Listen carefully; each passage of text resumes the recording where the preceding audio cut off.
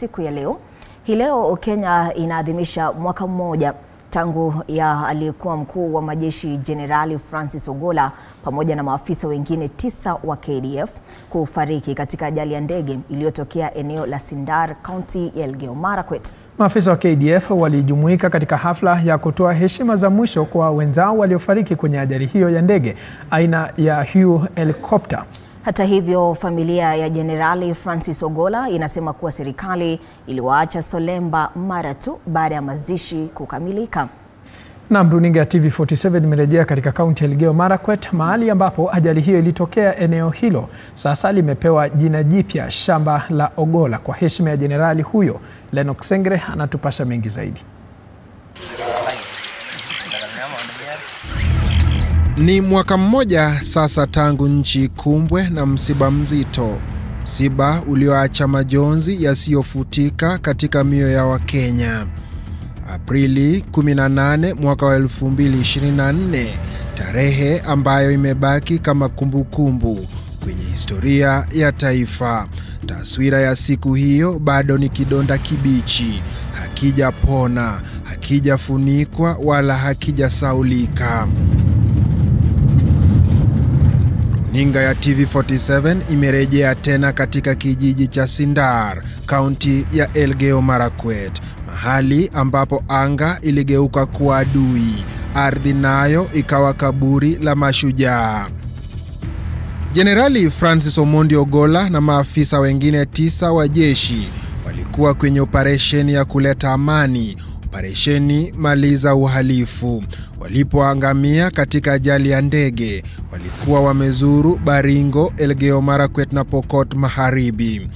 Kabla ya ajali walikuwa wametoka katika shule ya wavulana ya Cheptulel, lakini anga ikawasaliti. Ndege aina ya Hugh helicopter iliyojaa matumaini iliparanyika na kulipuka katika shamba la amani ambalo sasa limebeba jina la huzuni, shamba la makovu. Miaka imegeuka lakini ardhi haijasahau. Hapa, sehemu ambayo mkasa ulitokea, bado ardhi imekataa kumea. Nyasi hazijarudi, kama ushahidi tosha kuwa huzuni iliyotokea. Alex Kosgei alikuwa wa kwanza kushuhudia dhoruba ya ajali ya ndege iliyokuwa imebeba Jenerali Ogolla na wenzake. Anasema familia yake ilihama eneo hilo kwa hofu na mshtuko. Mimi ndio nilikuwa upande wa kitchen, nilikuwa nikipika chakula ya hii shamba letu la Sindar. So wakati tulikuwa tunapika chakula, tukasikia ndege tulikuja hivi, wakati sijui iliamka ama ilikuwa inakuja mnakani, tulikuwa tunadhani ndege inakuja ikiland kwa shamba letu. Lakini tukasikia sauti nyingine yenye haikuwa vile ndege ilikuwa inakuja. Kidogo tu tunasikia tu chini tunaanguka tu boom. Ndio tukatoka kwa kitchen, tukakuja basi kwenye ndege iliangukia. Tukadhani imeland lakini ndege imeanguka. Ndio tukakuja. Ni kama shida tu ilikuwa ni kama ni propeller ama ni engine, kwa sababu ile nguruma sauti nyingine tofauti. Si kama ya ndege ya kawaida. Wakati ndege ilianguka, wengine wakalala bandani, wengine walipakia mpaka kesho yake, wakakaa karibu 4 to 5 days. Ndio sasa wakatawanyika mahali penye mzee Ogolla aliangukia. Tangu mwaka jana, mwaka 2 zilizopita, hii area ilikuwa na usalama mbaya sana. Ogolla alikuwa mtu mzuri. Ukiona mtu mkubwa akitembea hii area kuangalia maofisa yake, alikuwa anatujali. So hiyo masiku huyu CDF alikuja huku, akakuja tu area ya Jetule, akazungumza na maofisa ya KDF, alafu baadaye kidogo akafa, akaangukia hapo. Hii shamba tulikuwa tunatayarisha kulima. Na sponsor alituambia atatuahidi trakta, akatuchimbia maji hapa juu, akasema atatupea mbegu. Tangu siku hiyo sasa, wakati Ogolla alianguka hapa, maneno ikarudi nyuma. Sisi NBR hapa tuko wachache, tuna patrol tu huku tukisunguka tukiangalia wa usalama. So tukakaa hii area tangu hiyo siku wakati hii ndege ilianguka hapa hii area hapa chini, tukakuja pata sasa kumbe kuna mkubwa wa jeshi alikuwa hapo. Tukaangalia tukasikia Ogolla alikuwa anazungukia kuangalia maneno ya usalama hii area. Hapo sasa ndio tulijua mzee Ogolla alikuwa anatujali sana, anapenda hii area, anapenda watu yake, hata anatupenda kwa sababu alitupea ADF kikosi mbili ya Cheptule na Samu. Alikuwa mtu muungwana sana. Naibu wa chifu wa Kaben Isaac Murkomen anasema kijiji ambapo Ogolla aliangamia kimebadilisha jina, sasa kinaitwa shamba la Ogolla. Wananchi wa Kaben walikuwa wamekuja kufyeka ili kulima. Walikuwa wanabania kabisa kulima kwa wingi. Lakini wakati huo, wakati ndege ilianguka, naona hii shamba imeachwa, imekuwa mahame, imekuwa msituni, mpaka hata saa hii hakuna kazi imeendelea. Watu wameshtuka sababu tukio kama hilo alikuwa limefanyika huku tangu, na mpaka saa hii seme tu watu wamerelocate, wameenda mashamba zingine hapa next, kama ile shamba ambalo tuliona pale, hiyo ni shamba ambalo watu wamerelocate kwenda kufanya kazi upande huo. Ile asma ama ile ndoto ya Generali Ogolla ya kutembea eneo hili, kutembelea shule ya Cheptule Boys, asma yake imetimia, kwa sababu kwa sasa tunapozungumza hivi wanafunzi wanasoma shule ya upili ya Cheptule Boys na wanaendelea vizuri. Ujenzi imekuwa almost complete. Manake wanafunzi wamekuja na wanajeshi bado wako pale wanaendelea na ile kazi. Nafikiri hata zile mashule zingine ambazo ziko mbali na hapa, ule ujenzi bado unaendelea. Na hiyo ndio tunashukuru sisi, manake ile asma yake serikali imeendeleza. Shamba hili tunapozungumza kwa sasa tunaliita shamba la Ogolla. Nyumbani kwa kina Ogolla Masumbi, kaunti ya Siaya, huzuni haijatulia. Wazazi wa Jenerali Ogolla wanaishi na maumivu ya kumpoteza mwana wao. Yeye napenda kusaidia watu. Napenda kusaidia watu kwa roho yake. Kwa roho yake nasaidia watu. Hata mimi nasaidia mimi. Hata watu wengine kusaidia hapa bado ona. Kwa kutoka yeye naenda. Wazazi wa Jenerali Ogolla wanasema tangu kuzikwa kwa Ogolla, serikali haijawahi kuwashughulikia kamwe. Tangu yeye naenda, hakuna masaidia ingine kutoka kwa mtu ingine. Sisi nakaa tu kwa sida tu. Walikuwa kana nifukuza wanalipa tu kidogo kidogo. Napo naye baada hata sai niko na pesa nyingi. Alini promise ati atanipatia kazi ya jeshi nikimaliza shule. Na alikuwa kana niambia ati nitie bidii masomoni ili nipate grade C+ up. And then sasa hii sidhani kama nitapata kazi. Wiki ya ajali Ogolla alikuwa amepanga kusherehekea miaka 100 ya baba yake. Siku hiyo iligeuka kuwa ya machozi. Mimi hapa Ogolla ni shemeji wangu. Mimi ndio bwanangu ni mdogo kwa familia yake. Kwa hivyo kutoka kifo cha Ogolla, sisi kama familia bado tunahuzunika.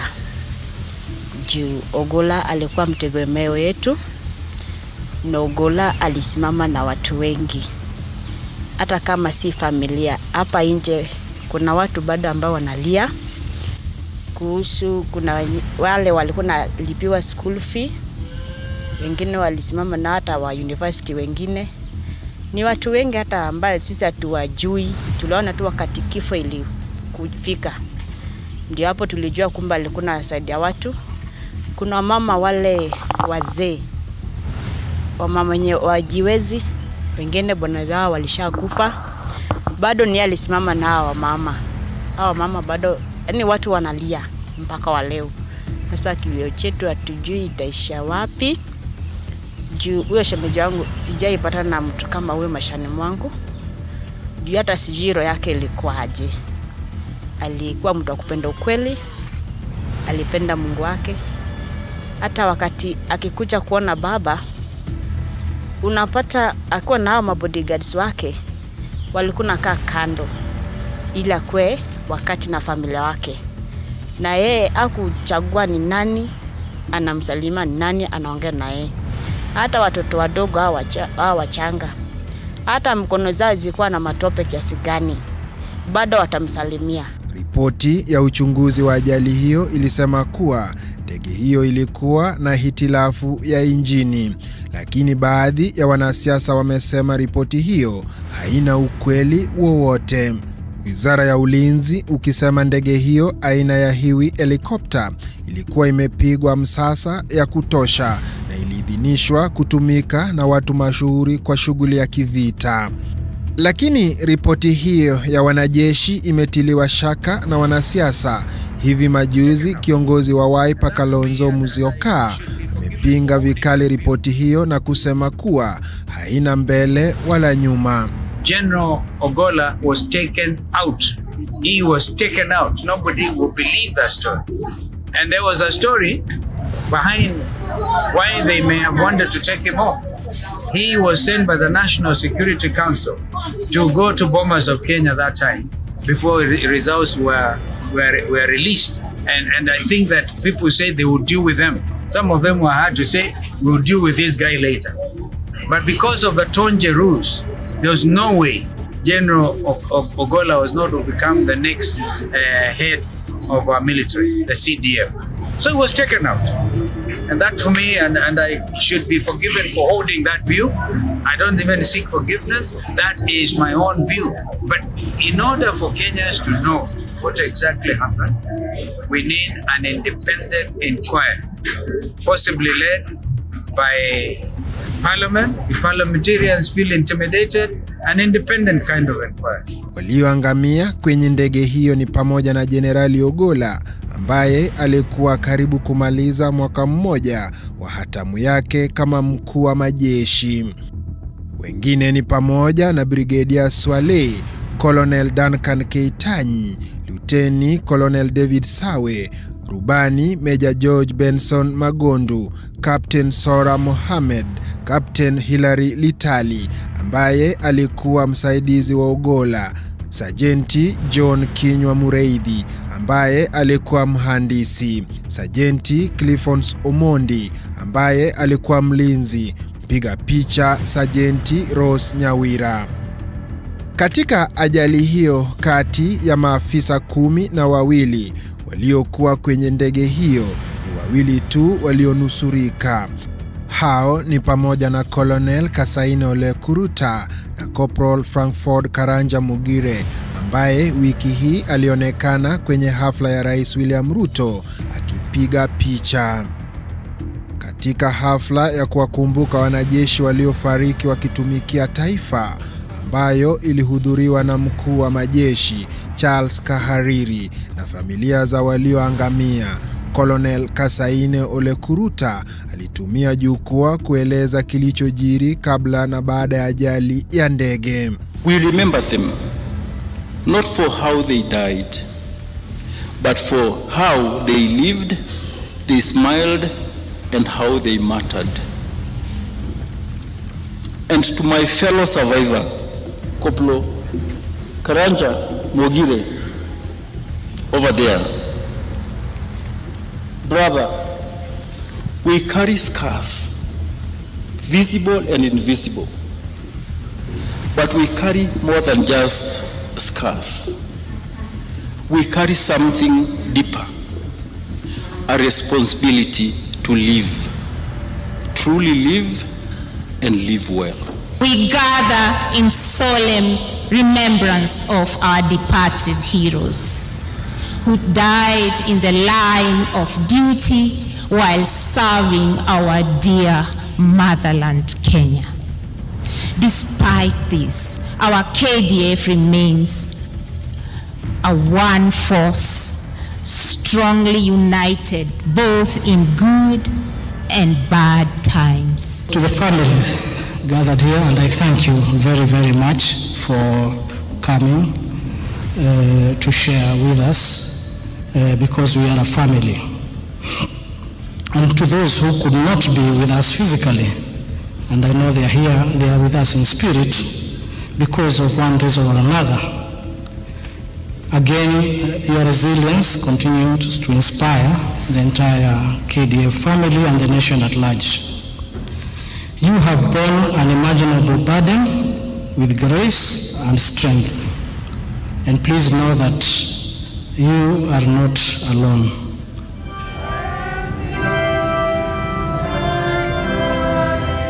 Jenerali alizikwa nyumbani kwao kaunti ya Siaya kwenye hafla iliyohudhuriwa na Amri Jeshi Mkuu Rais William Ruto.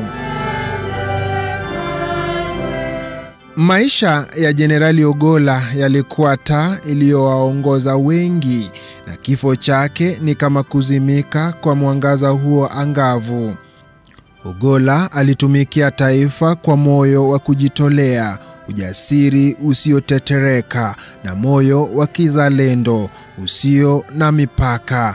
Japo aliondoka, urithi wake wa uongozi bora, nidhamu na uchapakazi utaendelea kudumu mioyoni mwa wengi. Lennox Sengre, runinga ya TV47, Nairobi.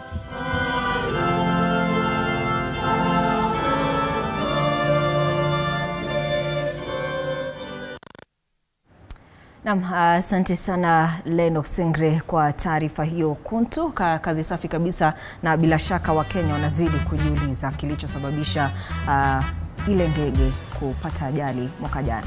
Bila shaka ni taarifa ya kusikitisha mno. Kwa sasa mtazamaji, tunachukua